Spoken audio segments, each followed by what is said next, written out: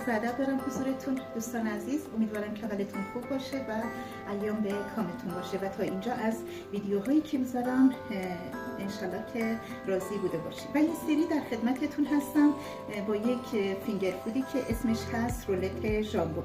برای این کار من 3 تا تخم مرغ دارم که تخم مرغ رو میشکنم میریزم داخلش و بعد از اون شیر هست که شیر میریزم داخلش و با همزن به همشون میزنم و بعد روغن دارم و همچنین نمک رو میریزم داخلشون. خب به قدری به همشون میزنم و بعد از اینکه به هم خوردن من این آردی که حدود 1 پیمانه هست این آردو علکش میکنم و میریزم داخلش. ضمن اینکه 3 تا تخم مرغ هست و 1 لیوان شیر دارم، 1 لیوان آرد هست، بعد و حدود 5-6 قاشق هم که اینجا روغن دارم. اینا برای لایه زیرینش هست، برای خمیرش هست و بعد از این که این خمیر درست کردیم و گذاشتیم داخل فر، بعد موادی که وسط این رول میذاریم یه حدود 3 تا هویج پخته شده دارم که اینا رو با رنده ریز میزنمشون و حدود 4 تا خیارشور دارم، اینم با رنده ریز که بعد از اینکه خوب آبشون رو گرفتم بعدا به مواد اضافه میکنم. حدود 10-15 ورقه ژامبون دارم که اینا رو خیلی نازک گفتم برششون زدن و اینا رو وسط عبارتی رولت میذارم و حدود 5-6 تا هم سیب زمینی آب پز شده دارم که اینا متوسط هستن. اینا رو من با رنده درشت میزنم و بعدش تقریبا میشه مثل سالادولویه، مواد سالادولویه میشه تقریبا، با این تفاوت که به جای مرغ اینجا ژامبون داریم و تخم مرغ هم که تو لایه زیرینش میذاریم و بعد از اون برای اینکه بخوان اینا کاملا چسبندگی داشته باشن 2-3 قاشق غذاخوری هم سس مایونز استفاده میکنیم و اینکه باز عطر و طعم خوبی داشته باشه یه حدود 1-2 قاشق آب لیمو استفاده میکنیم و باز مجددا نمک و فلفل سیاه هم داخلشون میریزیم. دوستان عزیز، در این حالی که من کارامو انجام میدم یک داستان عاشقانه رو براتون تعریف میکنم که اسم این داستان هست خسرو و شیرین. خسرو و شیرین از کتاب‌هایی هست که نظامی کنجوی که از شعرای بسیار زبده زبان فارسی هست در قرن 6 هجری این کتاب رو به نظم سرود و اینکه خمسه نظامی یعنی یک کتابی هست که 5 تا از شعرها رو داخل این گنجونده که یکی مخزن الاسرار هست، لیلی و مجنون، خسرو و شیرین، 7 پیکر و اسکندرنامه نظامی هست. خب حالا ما اینجا گریز میزنیم به داستان زندگی و دلدادگی خسرو و شیرین. در این حالی که کارامو انجام میدم تعریف هم میکنم خدمتتون.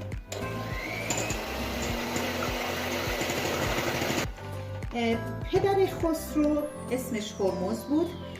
هرمز بالاخره اونجور که عادت و رسم و رسوم شاهان هست اینا بالاخره روز و روزگارشون با عیاشی و خوشگذرانی و اینا داشت سپری میشد. ناگفته نمونه پدر هرمز انوشیروان بود که ایشون هم بالاخره از طریق باج و خراج‌های سنگین و از اینکه مردم رو به فشار می آوردن زندگیشون رو می گذروندن. بعد از انوشیروان که هرمز به حکومت رسید و باز برای اینکه بخواد دل مردم رو به دست بیاره دستور داد در کل کشور که بعد از این هیچ کس حق نداره به مردم ظلم و ستم کنه، کارگزاران هیچ کس حق نداره و اگر کسی متوجه شد که حقش به عبارتی پایمال شده سریعتر به کاخ مراجعه کنه و من حقش رو بهشون میدم. از طرف دیگه صاحب هیچ گونه بچه‌ای نمیشد هرمز و مدام از این نظر ناراحت بود و همش تو فکر خودش بود و بالاخره از این جریان خیلی اندوهگین بود. بنابراین اطرافیانش بهش میگفتن که بالاخره این رسم روزگار هست ولی خب باید صبر پیشه کنیم و باید به درگاه خداوند استغاثه کرد تا اینکه خداوند انشالله شما رو به خواستهاتون برسونه. و یک روز وزیرش کسب اجازه کرد برای اینکه به عبارتی بار عام خواست اجازه حضور خواست تا اینکه بیاد پیشش و بهش مطلب مهمی رو بگه. بعد از اینکه میاد به حضور هرمز، میاد میگه که از زمانهای قدیم رسم بر این بوده که وقتی پادشاهان یا هر کس دیگه یک خواسته حاجتی داشتن میرفتن موبدان براشون دعا میکردن. بعد پادشاه خوشحال میشه و به موبدان دستور میدن که همشون قربانی کنن، راز و نیاز کنن، در روزهای خاصی همشون کل مردم کشور دعا کنن تا اینکه خداوند بهش یک بچه بده. و خداوند بالاخره یک پسر بسیار زیبایی به نام خسرو به هرمز میده و این خسرو بسیار بسیار پسری با ذکاوت، بسیار هوشیار، بسیار زیبا هست.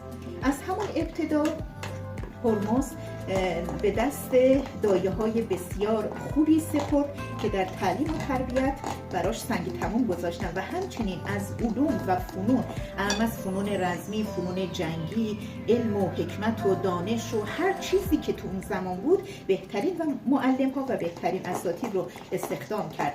و از اونجایی که خسرو یک فرد بسیار تیزهوش و باهوشی بود، تمام علوم و فنون رو یاد گرفت، طوری که درباریان همشون تعجب می‌کردن که این بچه با این سن و سال کمش چقدر قشنگ همه موارد رو یاد گرفت. و ضمن اینکه در شکار، در فنون جنگی هم خیلی پیشرفت قابل توجهی داشت. از اونجایی که بالاخره هنوز یک نوجوانی بود و هنوز بسیار خام بود و به صورت تجربه ای نداشت، روزا رو میرفت شکار با درباریانش و شبایم میومد به عیش و نوش و تفریح و خوشگذرونی خودش. بعد یک روز خسرو با تمام نوکرانش، چاکرانش، با تمامی غلاما رفتن دنبال شکار و چون خیلی دور شده بودن از کاخ، دیگه نتونستن بیان به کاخ برسن، تصمیم گرفتن که به سمت یک دهکده‌ای برن. اون دهکده چون ناآشنا بودن، به راهش بلد نبودن و هوایی هم که خیلی تاریک بود، اینا از یک مسیرایی رفتن و مجبور شدن خب بالاخره چاکراش و نوکراش اینا تعداد زیادی داشتن، بنابراین اینا از مسیرهایی رفتن که زمینای کشاورزی روستایی‌ها آسیب دید. ولی خب از اونجایی که بالاخره شاهزاده بود، هیچ کس صداش در نیومد، هیچ کس نتونست اعتراض کنه، حتی جوانای اون روستایی هم از ترس جونشون سکوت کردن. ولی خب از طرف دیگه که همیشه میگن دیوار موش داره موشم گوش داره، این جاسوسا که نمرده بودن. جاسوسا برای هرمز پیام بردن، گفتن که خسرو شما دستور داده بودین که هر کس ظلم و ستم کرد باید تنبیه بشه. خسرو رفته و به فلان کشاورزا آسیب زده، تمامی مزارع کشاورزشون رو با اسباشون لگدمال کرده. خسرو هم که از هیچی خبردار نبود، برمیگرده فردا به کاخ و مورد خشم و غضب پدرش واقع میشه. پدرش اینجا اسب خسرو رو پی میکنه، تمامی لباساش رو از تنش در میاره، لباساش رو میسوزونه و اینکه تمامی طلا و جواهرات و اسبش و هر چی که بوده اینا رو برمیداره، به عنوان خسارت به اون کشاورز میده. و حتی اون نوازنده‌ای که چنگ می‌نواخت تو این محفل تفریح و شادی خسرو، اونم انگشتاشو میشکنه و اینکه ناسزا میگه به خسرو و به عبارتی از کاخش بیرون میندازه و میگه که باید از جلوی چشم من بری کنار. خسرو خیلی ناراحت میشه از این جریان، بالاخره هر جور باشه یک نوجوان خیلی خامی هست، ناراحت میشه و از اینکه مورد غضب و عتاب پدرش قرار گرفته میره و به عبارتی تو یکی از این اتاقا خودش رو حبس میکنه. هر سری که میاد پیش پدرش که ازش عذرخواهی کنه، پدرش روش رو برمیگردونه و بهش خشم میکنه و توجه نمیکنه. ولی خب یک روزی تمامی وزرا، تمامی کارگزارا دورش جمع میشن و به خود هرمز میگن که آقا بالاخره رسم روزگار همین هست، این بچه خطا کرده، چند بارم از شما عذرخواهی کرده، ولی خب شما باید ببخشید، فرزندتون هست. بعد میاد خسرو کفن میپوشه و میره در مقابل پدرش قرار میگیره، میگه پدر جان یا منو ببخش یا منو با همین شمشیر بزن که دیگه خلاص بشم، چون من تحمل اینو ندارم که شما اینقدر بخواید به من پرخاش کنید و آبروی منو بردین پیش همشون و اینکه دوست ندارم شما آزرده خاطر بشین. و بعد پدرش برمیگرده به سمت درباریان، میبینه درباریان همشون به عبارتی همشون التماس میکنن، خواهش میکنن از هرمز میگه به خاطر خدماتی که شما درباریان در حق من کردین، در حق پدرم کردین، به خاطر شما من خسرو رو میبخشم. خسرو که خودش رو به خاک انداخته بود، به پاهای پدرش انداخته بود، خسرو رو بلندش میکنه هرمز و بوسه‌ای به پیشونیش میزنه، میگه من تو رو بخشیدم، بعد از این سعی کن که از این کارا نکنی و دل مردم رو نشکنی. خوشحال میشه خسرو و اینکه میخوابه. در هر صورت این ترور شخصیتش، اینکه در بین تمامی درباریان شخصیت یک شاهزاده لگدمال شده، خسرو ناراحت هست. شب میخوابه و پدر بزرگش انوشیروان رو تو خواب میبینه. که انوشیروان اومده میگه پسرم ناراحت نباش، من از این جریانی که تو ناراحت بودی منم ناراحت بودم. بالاخره اینکه اگر پدر شما لباسهای شما رو سوزونده هیچ اشکالی نداره، این شما صاحب لباسهای فاخر و زرین بافتی خواهید شد و اینکه نوازنده شما رو انگشتش رو شکسته، شما صاحب نوازندگان و موسیقیدانان بسیار گرانقدری خواهید شد و اینکه طلا و جواهرات شما رو گرفته، شما صاحب مال و مقام و مکنتی خواهید شد. بعد از خواب بیدار میشه و انوشیروان رو نمیبینه، دنبال یکی از مشاورینش به نام شاپور میگرده. بعد از اینکه شاپور رو میبینه، به شاپور میگه که من همچین خوابی دیدم. شاپور میگه منتظر باش که این خواب تعبیر بسیار خوبی داره و روزهای بسیار بسیار خوشی در انتظار شما هست. خان عزیز، من به خاطر اینکه میخوام 2 مدل رولت درست کنم، البته 2 رنگ درست کنم، من اینجا یک کمی رنگ سبز ریختم و همچنین یک کمی هم رنگ قرمز میخوام داخل این بریزم و اینکه 2 مدل رولت باشه.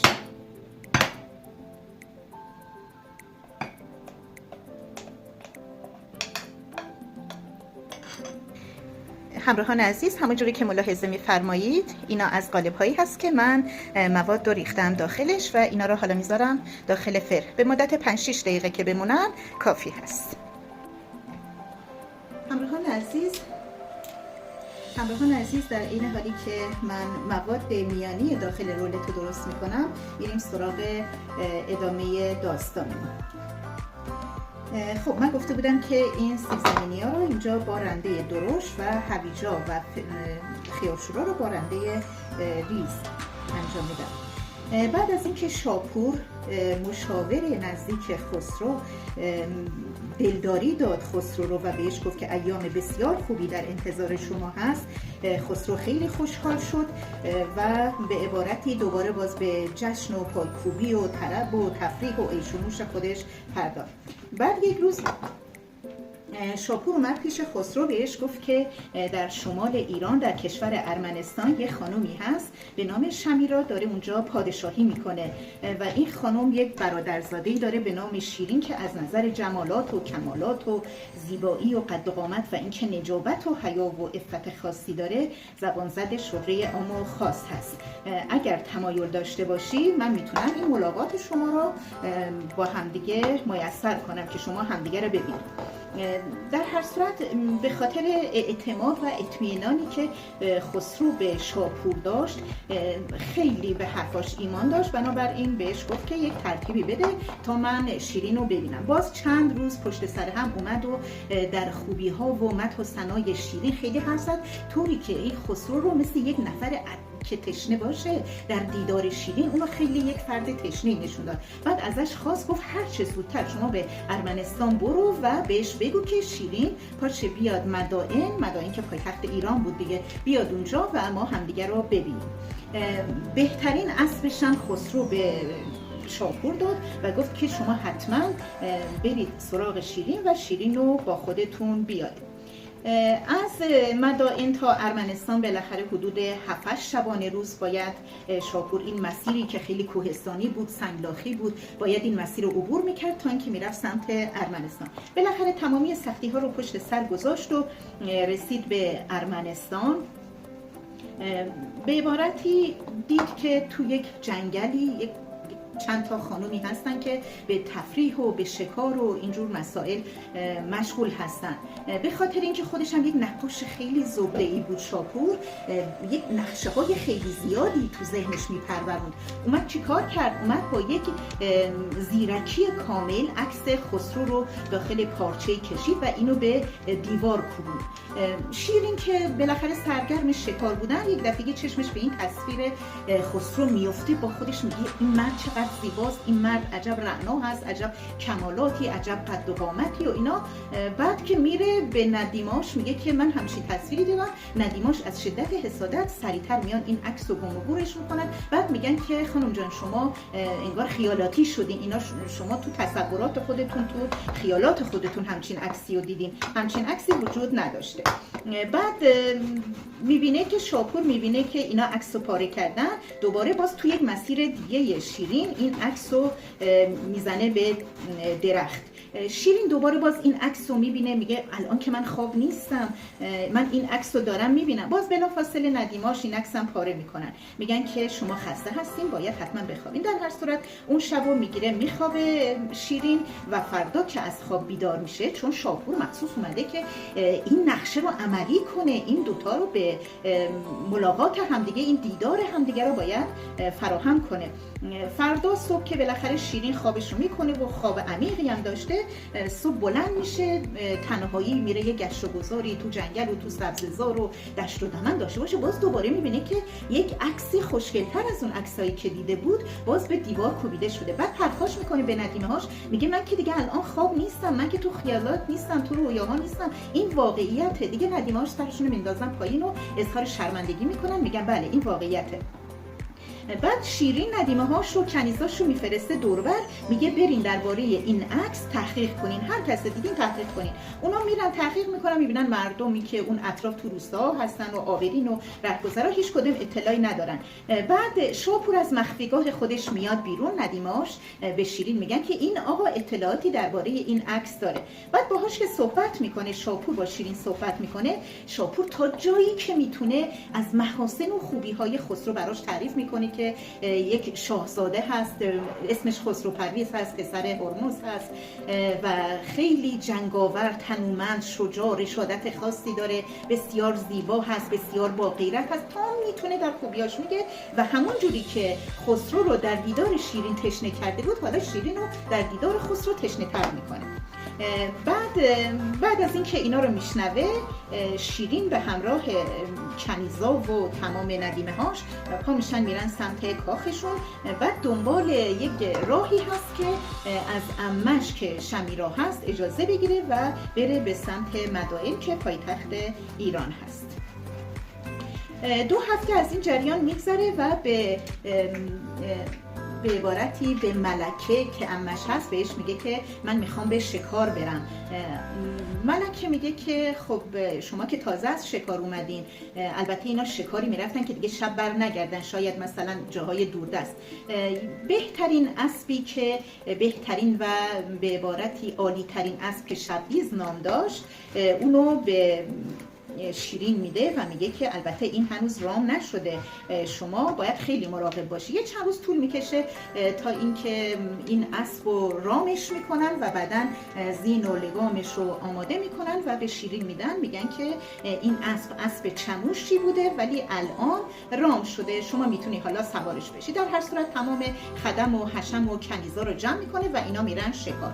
بعد میبینه که همه کنیزا مشغول شکار و مشغول تدارک غذا و موسیقی و تفریح و عیش و نوش هستن و جوری برنامه ریزی میکنه که انگار تمام خدمه فکر کنن که بله این شبدیز اسب شیرین افسار گسیخته شده، سرکشی کرده و شیرین رو با خودش برده. در صورتی که اینجور نبود، شیرین خودش افسار اسب رو شل میکنه و به بدنش با پاهاش میزنه و اینم که مثل یک رعدی، مثل یک برقی فرار میکنه و میره و اینا میرن به سمت مدائن. حالا میخوان برن از ارمنستان به سمت مدائن، خب مدت زمان طولانی هست، چند شبانه روز باید تو راه بمونه، رودخونه ها رو رد میکنه، کوه ها رو رد میکنه، سنگلاخ ها رو رد میکنه. اون دزدایی که تو رهگذرها هستن اونا همشون قصد داشتن که دزدی کنن از شیرین، همه اونا رو به خاطر اینکه اسب خیلی تیزرو و تندپایی داشت از اونجا عبور میکنه و یه جورایی خودش رو به قصر خسرو میرسونه. دوستان عزیز از اینکه تا اینجا ما را همراهی میکنین ازتون سپاسگزارم. قسمت بعدی رو در خدمتتون خواهیم بود.